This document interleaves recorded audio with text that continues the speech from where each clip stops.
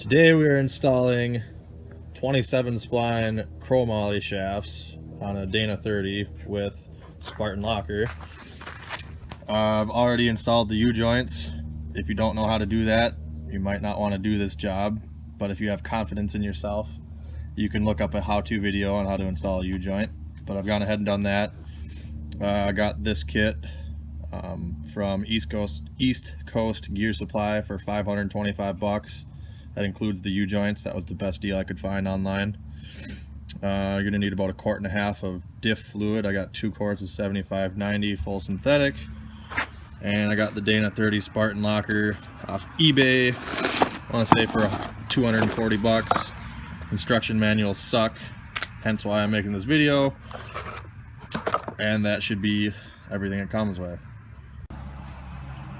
You'll also want a catch can, a can of brake clean, and some sort of silicone to reseal your diff cover, unless you bought a lube locker gasket. I recommend this Write stuff. It's oil resistant, never lets me down, use it for everything.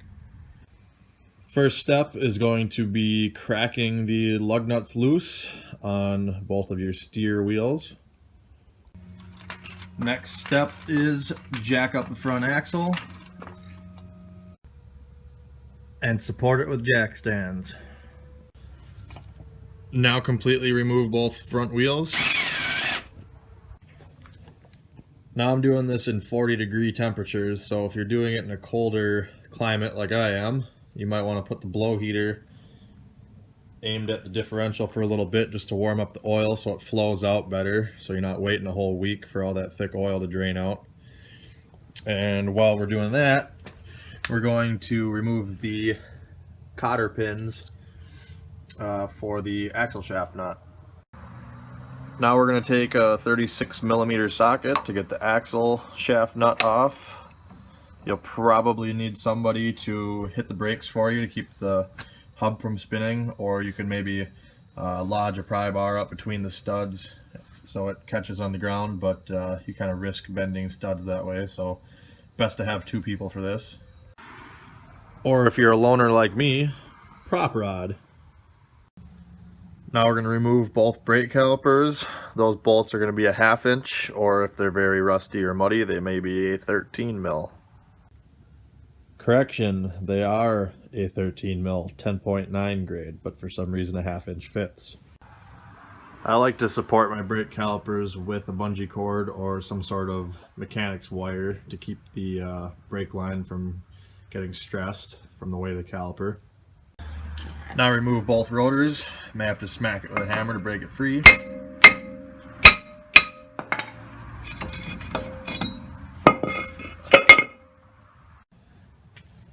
Next, we're going to remove the 3 hub bearing bolts from the back side, 3 on each hub, 1/2 inch 12-point.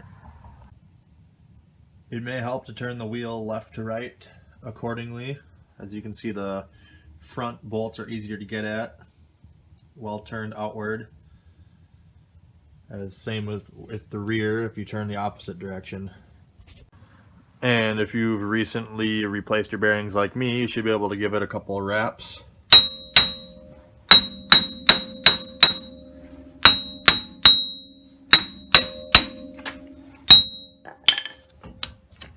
Pull it off. Don't lose your little washer in here. And now we can pull our axle shafts out. Now you want to try to support the axle shaft as you pull it out so that the shaft doesn't get all bound up in all the mud and dirt that's in the axle tube in there, so you push it back in. Now you'll probably have to remove your tie rod out of the way for this portion. Mine's bent, so hopefully I have enough clearance, but it's a 13 mil head for the diff cover bolts, and half of mine looked like that, so I had to pound the socket on, and luckily they came out.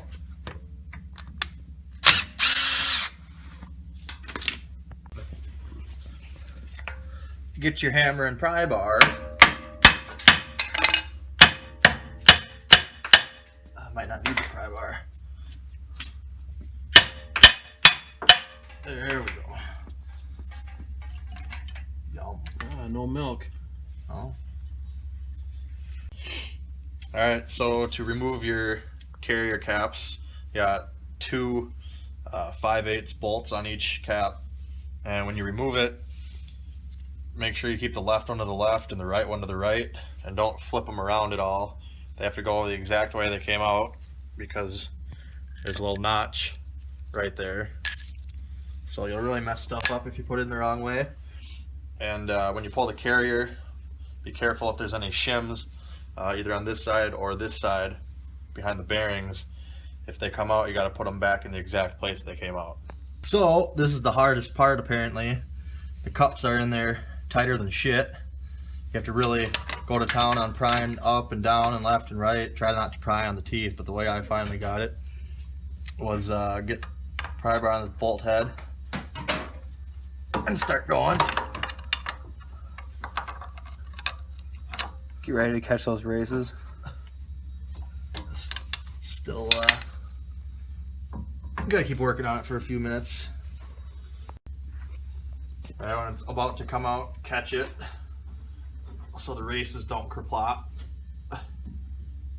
Bent tie rod for the win. Comes right out. But yeah, here's the race cups again. Keep those left to the left side, right to the right. Doesn't look like mine had any shims. Alright, now different axles are going to be different. You either have a low pinion or a high pinion Dana 30. The high pinions were used up until 99. Mine's an 01, so it has a low pinion. Sometimes you can get this cross pin out without having to unbolt the ring gear. But you can see I have to unbolt my ring gear.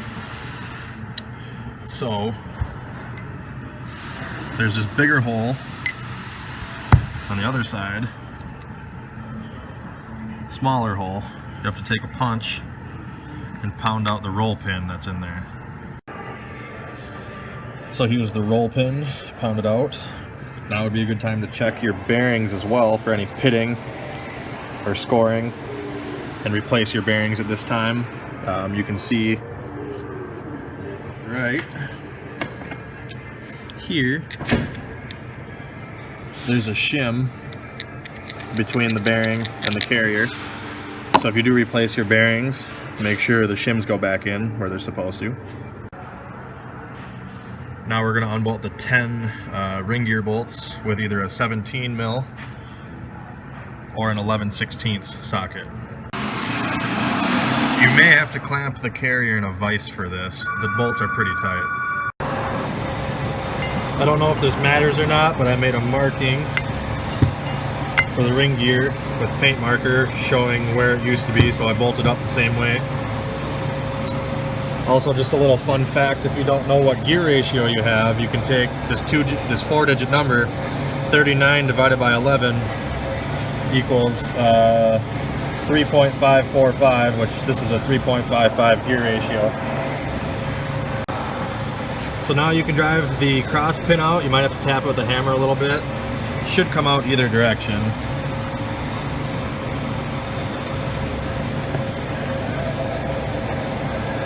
And then you just kind of rotate the gears until the spider gears fall out.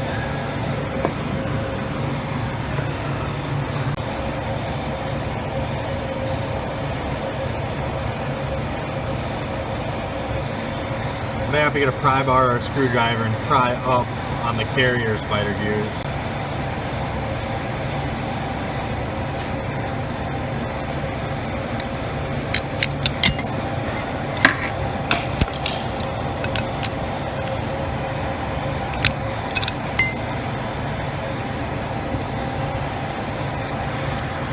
Now make sure to remove these shims.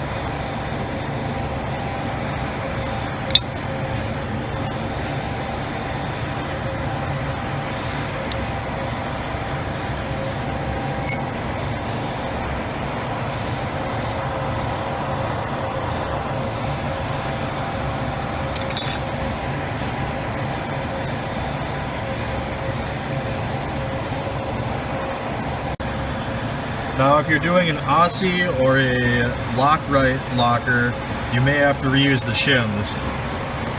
As per Spartan, it says do not use thrust washers. So if you're doing a Spartan, don't worry, but if you're not doing a Spartan locker, make sure you keep track of which shim came from which side, because that's going to have to go back in. So here's all the parts. Now what you want to do is take your little springs, put them in the engagement pins, and then you'll put your engagement pins into the locking rings, and you'll have to push down against the spring to pop this retainer clip in.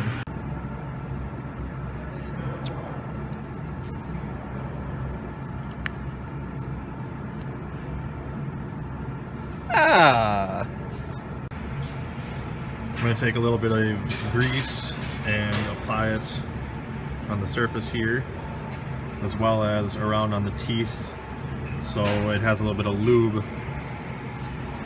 right off the bat. Otherwise it's a lot of loud banging and popping until oil gets circulated through here.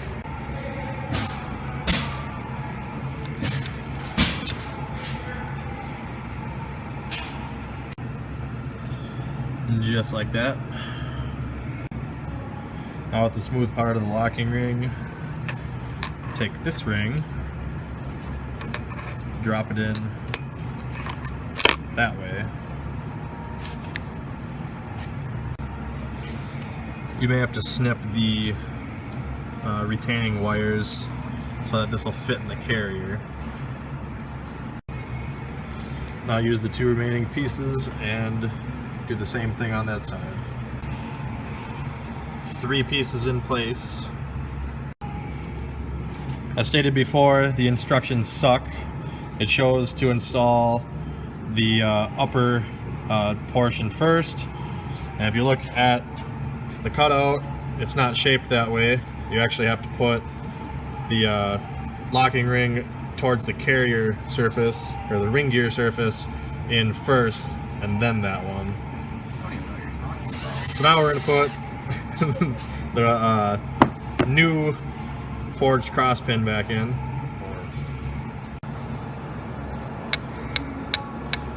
Make sure you put the cross pin with the hole facing the right direction, and then drive your new roll pin in.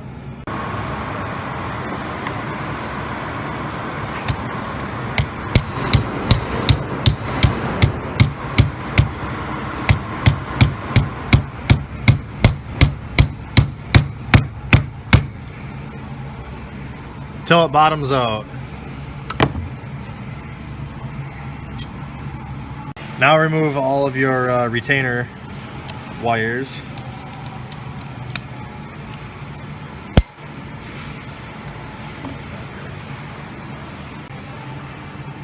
Locked. Make sure all pins are engaged. I'd also recommend brake cleaning out the bolt threaded holes in the ring so that the bolt gets proper torque. We're going to be using Loctite. Also, brake clean the bolts, roll them around a little bit, make sure you get all the oil off, make sure you let them dry before putting them in. Now reinstall your ring gear with the proper orientation.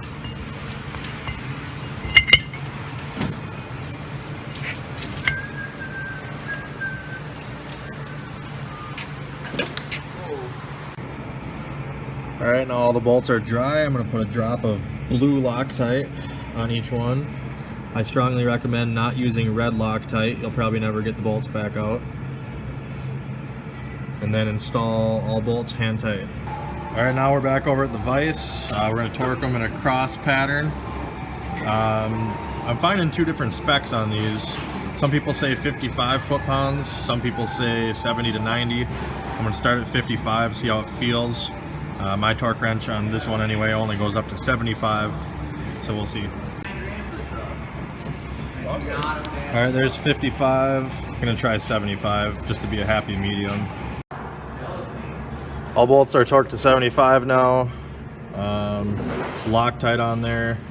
It shouldn't matter if it's maybe 10 pounds loose, and none of them stripped or broke, so I think we're good. Even if it is slightly over 55. All the leftover parts you can do whatever you want with. You won't be needing those. Now we're ready to put this back in the Jeep. This is what you want to watch for in your bearings. That is no good. We need new bearings. Now's a good time to also check your pinion gear. Make sure there's no damage to that. And now we're going to take a wire wheel, clean up the axle housing, all the silicone off of it. Same with the diff cover. Alright, the cover is clean. Just got done cleaning the housing. I made a boo-boo though. I forgot to stuff some paper towels in here. Now I got silicone shavings all in there. So I'm going to brake clean in there, get all the old oil and the silicone shavings out. And then I'm going to brake clean in the bolt holes for the carrier caps, because I'm going to use some Loctite on those bolts as well. Now would also be a good time to change these axle tube seals if yours are leaking. You would need some sort of little puller or a long punch to come in from the outside, pound the seals out, and then pound the new ones in. Mine were not leaking, and I'm going to be upgrading to a high pinion soon, so I'm not going to bother with doing that. But now would be a good time to do so. Alright, the housing's all clean.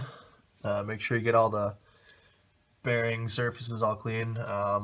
I went and pushed the new axles in, because no matter how hard you try, it's going to push dirt in. So I usually push the axles in, and then I pushed them back out and ran my finger along the seal to get all the sand out of there, and then pushed the axle shaft back in a little bit, because if sand gets in there, it's going to leak out the end of the axle tube.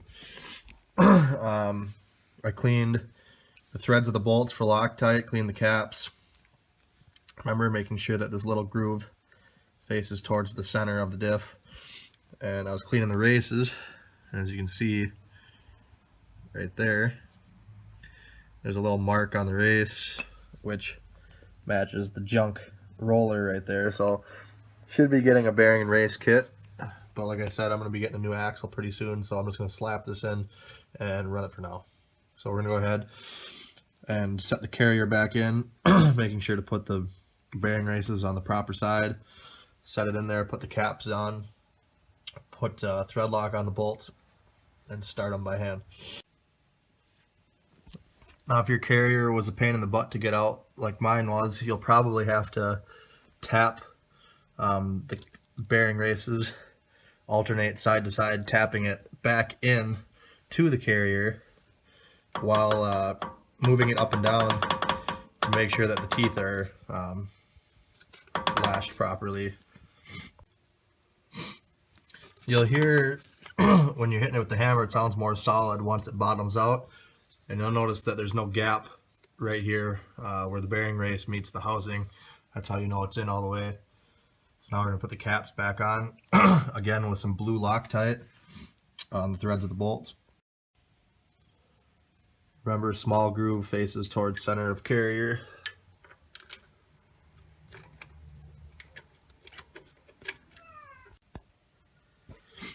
Once you get the bearing cap bolts just a little snug with a ratchet, get a little bit of tension on the bolt, you can go ahead and give the caps another couple little taps with the hammer just to make sure the carrier is seated properly. Now there's a couple different torque specs I'm finding for the bearing cap bolts. Some say 45, some say 55, some say 57, some say 60. They're pretty beefy bolts, 5/8 head.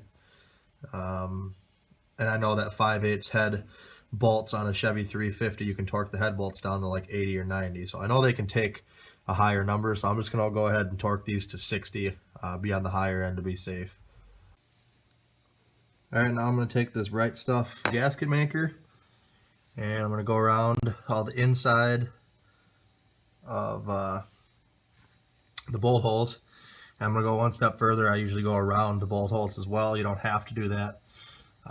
You'll notice there's a hole here and a hole there. They're not threaded. Not sure exactly what they're for. It might be for installing the tube to the carrier housing. I'm just going to fill those up with RTV. Alright, there's the right stuff. I go a little bit heavy. I don't like it to leak. Now we can take and put our cover back on. What I do is, you're not supposed to just reef the bolts down right away. There's kind of a setup time to allow this stuff to tack up. So I'm going to put the cover on and finger tight the bolts and just snug them up. Alright, like I said at the beginning of the video, if you have a gasket you can use that, but like you saw I used RTV. So just going to go around and just a little snug with the ratchet. And then while we're waiting for that RTV to set up, we'll go ahead and push our axle shafts the rest of the way in. Alright, the axle shafts are pushed all the way in. I'm sure there's a torque spec for these bolts. I'm just going to do it by feel because I know how tight they should be. If you do feel like torquing them, I'd probably do something in the 10 to 20 foot-pound range, 15 or 20. I wouldn't go any higher than 20 foot-pounds. Now the right way to do this would be to put the tires back on, lower the Jeep, and then check or fill the oil. But I'm just going to do it now while it's still on stand so I don't forget. 3/8 drive ratchet right there. Take it out, and then 75/90 oil or whatever you want to use. I believe that's what's recommended. Should take about 1 to 2 quarts. I think it's 1 or 1.5 for the Dana 30. Fill it until oil just starts coming out of the fill hole, and then put the plug back in. Like I said, I'm using Valvoline 75/90 synthetic. It's recommended that you wait about a half hour to let this RTV cure before you put the oil in here. Now that the differential is full of oil, we're going to reinstall our hub bearings. If you haven't put anti-seize on the retaining bolts, I recommend you do that now. Once again, these are a 12-point half-inch socket, and the torque spec I'm finding for these is 75 foot-pounds. Axle nut size is 36 mil again. Torque to 175 to 185 foot-pounds. Alright, so now don't forget, there's that little weird shaped retainer spring. After you torque your nut, you put that oblong doohickey on, followed by your little locking mechanism here. You'll have to hold it in with your fingers and then put the cotter key in. Make sure to bend it over. If you're going to be replacing your brake pads or rotors, now's a good time. I'm going to reuse my old rotors. Got new brake pads since mine were down to nothing. You can see the top are totally notched and the bottom are not fully notched. So you have to put the top part in first and then slide the bottom in and then reinstall your two bolts. Alright, I found the torque spec for the brake caliper to be 30 foot-pounds for the bolts. Once you get that all tightened up, reinstall your wheels. Snug them hand tight, drop it to the ground, torque them to 100 to 120, and then recheck your diff fluid level, and you're done. The locker might make some excessive banging and clunking for the first little bit of driving until the oil gets worked in. That's the whole reason I greased the locker up, to try to avoid that.